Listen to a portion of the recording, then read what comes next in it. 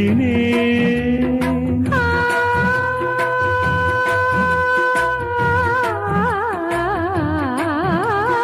கண்ணென்னும் ஓடங்களில் கரை தேடி நான் ஓடினேன். கண்ணல் எனும் இதழ் சுவையூட்டுது, காணும் முகம் இன்று என வாட்டுதே.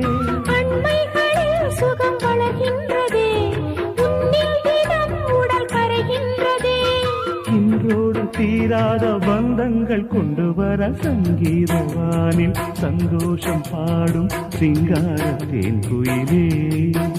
இந்த ஏகாந்த வேளையில் மௌனங்கள் தேடும் என் காதல் பூமையிலே.